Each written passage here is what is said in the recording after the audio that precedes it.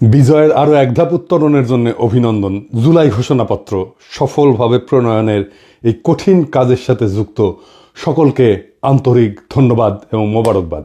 এই গুরুত্বপূর্ণ অবদানের জন্য আপনাদের কাছে বাংলাদেশ কৃতজ্ঞ থাকবে। তবে এই ঘোষণাপত্রে কি জাতির আকাঙ্ক্ষা পূর্ণ করতে পারছে? না, পারে নাই। এই ঘোষণাপত্র আরও সর্বাঙ্গ সুন্দর হইতে পারত যদি কিছু সীমাবদ্ধতা দূর করতে পারত। এটা হয় নাই সম্ভবত দুইটা কারণে। এক, রাজনৈতিক দলগুলোর মধ্যে অর্গানিক ইন্টেলেকচুয়াল ক্যাপাসিটি বা বুদ্ধিবৃত্তিক ক্যাপাসিটি এটা না থাকা, বা নেহায়েতি বিপ্লবের আকাঙ্ক্ষা বুঝতে ব্যর্থ হওয়া। আমি এই জন্যই বলি যে বিপ্লবের আকাঙ্ক্ষা প্রচলিত রাজনৈতিক দলগুলো ধারণ করতে না পারলে নতুন রাজনৈতিক শক্তি উত্থিত হবে। আসেন এখন আমার মতে এই ঘোষণাপত্রে 5টা প্রধান সীমাবদ্ধতা নিয়ে আলাপ করি। অনেকেই অনেক বিষয় নিয়ে আলাপ করতেছেন, সবগুলোই ভ্যালিড। আমি সেই আলাপগুলো আবার নতুন করে আমার আলাপের মধ্যে ঢুকায় আমার আলাপের কলেবর বাড়াইতে চাই না। তবে যে আলাপগুলো এখনো জনপরিসরে আসে নাই সেগুলো নিয়েই আজকের আলাপ করব। আসেন আল্লাহর নামে শুরু করি। ঘোষণাপত্রে উপনিবেশিক শক্তির বিরুদ্ধে দীর্ঘ লড়াই সংগ্রামের কথা বলা হয়েছে, কিন্তু ব্রিটিশ উপনিবেশিক শাসনের বিরুদ্ধে এই অঞ্চলের মানুষের লড়াইয়ের ধরন কেমনে হয়েছে, এই লড়াইটা, তার কর্তা সত্তা এবং রাষ্ট্র বাসনার যে অর্জন 1947 সালে পূর্ব পাকিস্তানের স্বাধীনতা প্রাপ্তির কথা এই ঘোষণাপত্রে উল্লেখ নাই। সত্য উচ্চারণে এরকম হীনমন্যতা, পূর্বপুরুষের বীরত্বপূর্ণ অবদানকে এড়ায় যাওয়া, তাদের মহান আত্মত্যাগের স্মৃতি অনিচ্চারিত রাখাটা, ঘুরে ফিরে ওই একই বাঙালি জাতীয়তাবাদী বয়ানের রেখে যাওয়া স্থির করে দেওয়া বিন্দু থেকে আমাদের ইতিহাসকে দেখার পাঠ করার যে অলাথ চক্র তার মধ্যে আটকে গেল। তার মানে আওয়ামী লীগের ইতিহাস যেরকম 52 সাল থেকে শুরু হয়, ঠিক একই জায়গা থেকে ওনাদের ঘোষণাপত্রের ইতিহাস শুরু হইল। এখানে দুইটা রাজনৈতিক টার্ম আমাদের একটু বুঝতে হবে। কর্তা সত্তা, ইংরেজিতে বলে এজেন্সি, কি সেটা? আমরা আগে দেখতাম যে রাজনৈতিক দলগুলো রাজনৈতিক লড়াই করে, তাদের কর্মীরা করে। 2024-এ কোনো রাজনৈতিক দল লড়াই সংগঠিত করছে, নেতৃত্ব দিচ্ছে? নাই। জনতাই রাজনৈতিক লড়াইয়ের নির্মাতা হয়েছেন। এটাই কর্তা সত্তা, এজেন্সি, নিজের ভাগ্যের নিয়ন্তা নিজেই হয়ে ওঠা। 2024 সালের বর্ষা বিপ্লব আমাদের দেখাইছে যে সাধারণ মানুষ চাইলে নিষ্ক্রিয় দর্শক বা শাসিত প্রজাতিকা দেশের রাজনীতির সবচেয়ে বড় খেলোয়াড় বা সক্রিয় কর্তা হয়ে উঠতে পারে। যখন জনগণ নিজের শক্তি সম্পর্কে সচেতন হয় এবং সেই শক্তি প্রয়োগ করার জন্য ঐক্যবদ্ধ হয়ে মাঠে নামে, তখনই জন্ম নেয় সত্যিকারের রাজনৈতিক কর্তা সত্তা, যেটা হয়েছে 2024 সালে। তো এই রাজনৈতিক কর্তা সত্তা জনগণের থাকায় লাভ কি, না থাকলে ক্ষতি কি? জনগণের রাজনৈতিক কর্তা সত্তা বা এজেন্সি একটা দেশের জন্য খুবই গুরুত্বপূর্ণ। সহজ ভাষায় এটা হলো জনগণের সেই ক্ষমতা যার মাধ্যমে তারা নিজেদের ভাগ্য নির্ধারণে সক্রিয় ভূমিকা পালন করে। এর থাকা বা না থাকার উপরে দেশের ভবিষ্যৎ এবং নাগরিকদের জীবনযাত্রার মান নির্ভর করে। যখন একটা দেশের মানুষের রাজনৈতিক এজেন্সি বা কর্তা সত্তা থাকে, তার অনেক ভালো ফল আছে। যেমন সরকারের জবাবদিহিতার স্বচ্ছতা নিশ্চিত হয়। জনগণ যখন সক্রিয় থাকে তখন সরকার যা খুশি তাই করতে পারে না। শাসকেরা জনগণের কাছে তাদের কাজের জন্য জবাবদিহি করতে বাধ্য থাকে। জনগণ প্রশ্ন করতে পারে, সমালোচনা করতে পারে এবং নির্বাচনের মাধ্যমে সরকারকে ক্ষমতা থেকে সরাইতেও পারে। এই এজেন্সি আমরা হারাই ফেলছিলাম। নাগরিক অধিকার সুরক্ষিত থাকে, মানে রাজনৈতিকভাবে সচেতন এবং সক্রিয় জনগণ তাদের সাংবিধানিক এবং মানবিক অধিকার, যেমন বাক স্বাধীনতা, সমাবেশের স্বাধীনতা, ন্যায় বিচার পাওয়ার অধিকার, এই সম্পর্কে সজাগ থাকে। কোনো সরকার এই অধিকারগুলো কেড়ে নেওয়ার চেষ্টা করলে জনগণ ঐক্যবদ্ধভাবে প্রতিরোধ গড়ে তোলে, যেটা আমরা করছিলাম। হাসিনা এগুলো সবগুলো আমাদের কেড়ে নিয়েছিল। এর ফলে রাষ্ট্রের সুশাসন এবং স্থিতিশীলতা প্রতিষ্ঠা পায়। যেমন জনগণ যখন নীতি নির্ধারণের প্রক্রিয়ায় অংশগ্রহণ করে তখন সরকারের গৃহীত সিদ্ধান্তগুলো আরও বাস্তবসম্মত হয়, গণমুখী হয়। এর ফলে সামাজিক উত্তেজনা কমে এবং দীর্ঘমেয়াদী রাজনৈতিক স্থিতিশীলতা তৈরি হয়। জনগণ অনুভব করে যে রাষ্ট্র তাদের কথা শোনে। 4 নাম্বার, সামাজিক ন্যায় বিচার এবং সমতা বৃদ্ধি পায়। সমাজের প্রান্তিক, দরিদ্র, অনগ্রসর এবং সুবিধাবঞ্চিত গোষ্ঠীগুলো তাদের এজেন্সির মাধ্যমে নিজেদের দাবি দাওয়া তুলে ধরতে পারে। এর ফলে রাষ্ট্র তাদের প্রতি নজর দিতে বাধ্য হয় এবং সমাজে অর্থনৈতিক এবং সামাজিক বৈষম্য কমে আসে। যেমন ধরেন শ্রমিক সংগঠনগুলো তাদের কর্তা সত্তা প্রয়োগ করে ন্যায্য মজুরি এবং নিরাপদ কর্মপরিবেশ আদায় করে নিতে পারে। এবং 5 নাম্বার, জাতীয়তাবোধ এবং দেশপ্রেম শক্তিশালী হয়।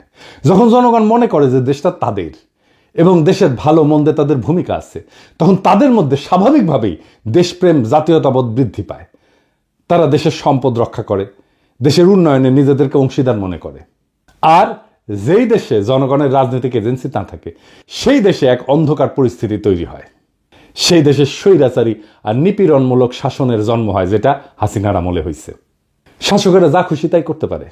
সরকার ধীরে ধীরে স্বৈরাচারী হয়ে ওঠে এবং জনগণের উপর নিপীড়ন নির্যাতন চালায়। ভিন্ন মতকে শক্তি দিয়ে দমন করা হয়। হাসিনা যা যা করছে, হাসিনার আমলে আমরা এজেন্সি হারাইছিলাম, আমাদের কর্তা সত্তা হারাইছিলাম।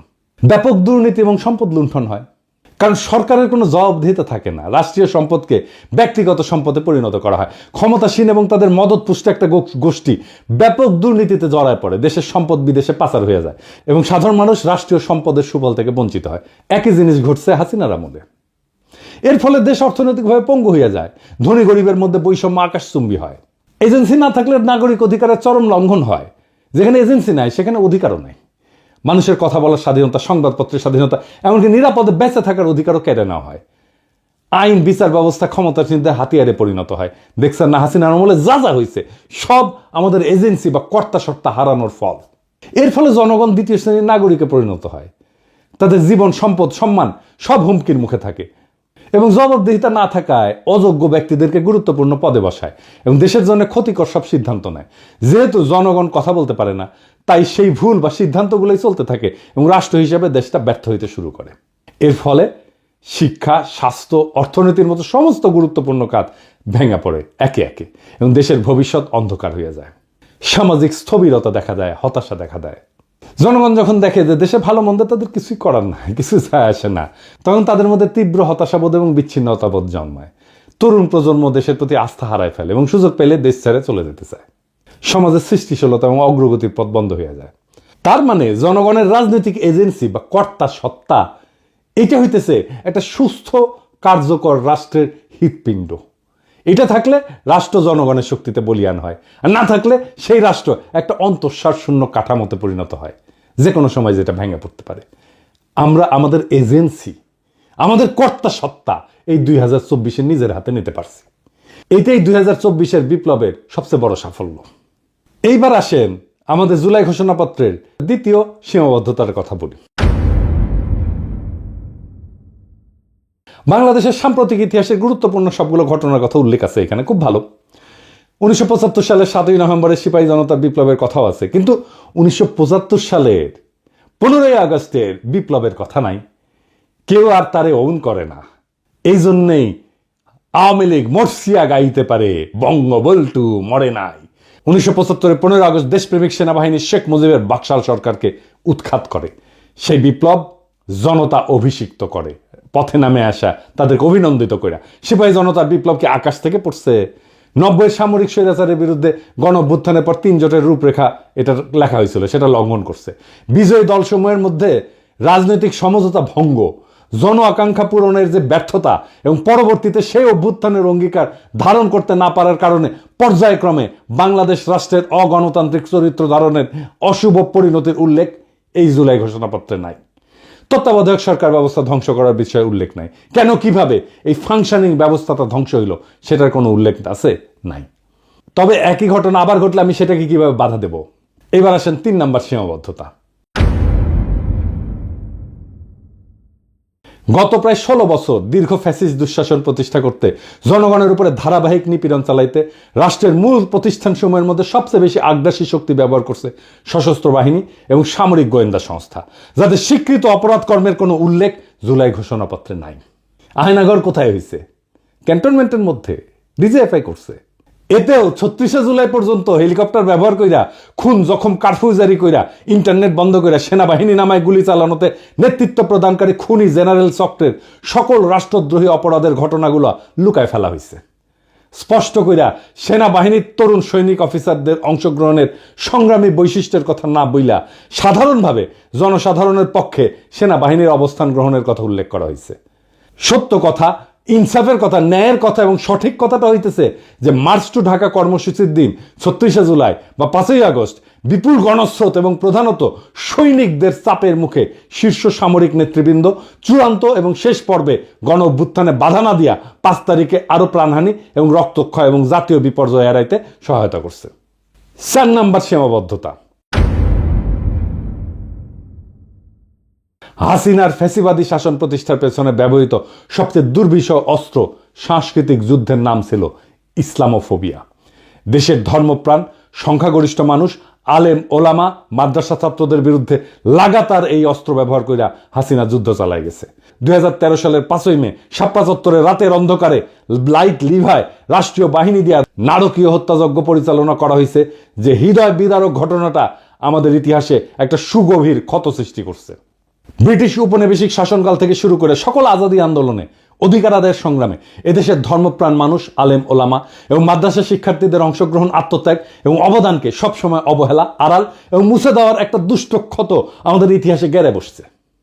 এই উগ্র জাতীয়তাবাদী তথাকথিত প্রগতিশীল দুষ্ট ক্ষতের ইতিহাস আবার পুনরাবৃত্ত হয়েছে। তাদের লড়াইয়ের যথাযথ মর্যাদা স্বীকৃতি, বাংলাদেশের ভবিষ্যৎ রাষ্ট্র গঠনের আকাঙ্ক্ষায় তাদের অবদান এবং ত্যাগের যথাযথ হিস্সা ছাড়া কোনোদিন আমাদের এই স্বপ্ন, বাংলাদেশ গড়ার স্বপ্ন পরিপূর্ণ হবে না। বাংলাদেশের আলেম ওলামা মাদ্রাসা শিক্ষিতদের ব্যাপক এবং সর্বাত্মক অংশগ্রহণ ছাড়া 2024-এর বিপ্লব সফল হতো না, এটা লিখে রাখতে পারেন। পঞ্চম সীমাবদ্ধতা। 2024-এর বিপ্লবে মেহনতি মানুষ এবং নারীর অংশগ্রহণের প্রশ্নটা দৃশ্যমানভাবে আসেনি। জুলাই গণ অভ্যুত্থানে অংশগ্রহণকারী বড় দুইটা শক্তি ছিল শহরের মেহনতি মানুষ এবং নারী সমাজ। বৈষম্য বিরোধী সংগ্রামের এই বৈশিষ্ট্য ঘোষণাপত্রে উল্লেখ করা হয়নি। অর্থনৈতিকভাবে অনগ্রসর জনগোষ্ঠী এবং নারী সমাজ যে রাষ্ট্রীয়, অর্থনৈতিক এবং সামাজিক স্তরে সৃষ্ট বৈষম্যের অবসান চায়, জুলাই গণ অভ্যুত্থানে সেই আকাঙ্ক্ষা খুব স্পষ্টভাবে ফুটে উঠছিল। এই জনগোষ্ঠীর সমানাধিকারের আকাঙ্ক্ষা আন্দোলনের অগ্রভাগে ছিল, নেতৃত্ব দিছিল এবং তাদের বেশিরভাগই হতাহত হয়েছে। অধিকার সচেতনতা, বঞ্চনার বিরোধিতা এবং ইনসাফের ধারণা এই জনগোষ্ঠীকে সংগঠিত করার একটা গুরুত্বপূর্ণ ভূমিকা রাখছে। নতুন বাংলাদেশের অর্থনৈতিক নীতি কি বৈষম্য মোচন বা দারিদ্র্য বিলোপের দিকে পরিচালিত হবে? তার উপরেই নির্ভর করতেছে নতুন রাষ্ট্র ব্যবস্থার চরিত্র এবং স্থিতিশীলতা। কর্মসংস্থান, শিক্ষা এবং সামাজিক কর্মকাণ্ডে নারীর নিরাপত্তার পরিবেশ তৈরি কইরা জুলাই গণ অভ্যুত্থানে অংশগ্রহণকারী নারী সমাজকে ত্যাগ এবং অবদানের যথাযথ স্বীকৃতি দিতে হবে। এই ঘোষণাপত্র পড়া মনেই হয় না যে এই বর্ষা বিপ্লব ছিল একটা শহুরে দরিদ্রদের লড়াই। আমাদের এলিটরা সবসময় আমাদের মুরগি দেখায় আর ডাল খাওয়ায়। সুকুমার রায়ের একটা ছড়া আছে, নাকের বদলে নরুন পাইলাম, তাইরে নাইরে না, আমাদের হাতে নরুন ধরায় দিছে। রাজনৈতিক দলগুলোকে বলবেন, জিজ্ঞেস করবেন পয়েন্ট ধরে ধরে যে কেন আপনারা এই বিষয়গুলোকে যুক্ত করেন নাই, না হলে তারা নিজেদেরকে দেশের মালিক ভাবা বন্ধ করবে না।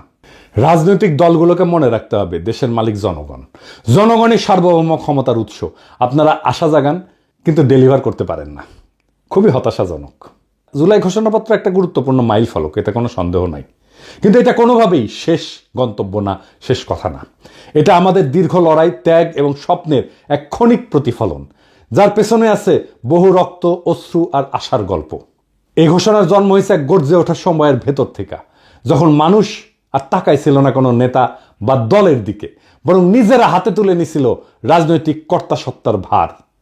কিন্তু যে ঘোষণাপত্রের জন্ম হলো এই রক্ত গরম বাস্তবতা থেকে, সেটা যদি সেই বাস্তবতার বহু বর্ণ, বহু স্বর এবং মূল তাগিদকে ধারণ করতে ব্যর্থ হয়, তাহলে সেটা এক অর্থে জনগণের সাথে বিশ্বাসঘাতকতা হবে।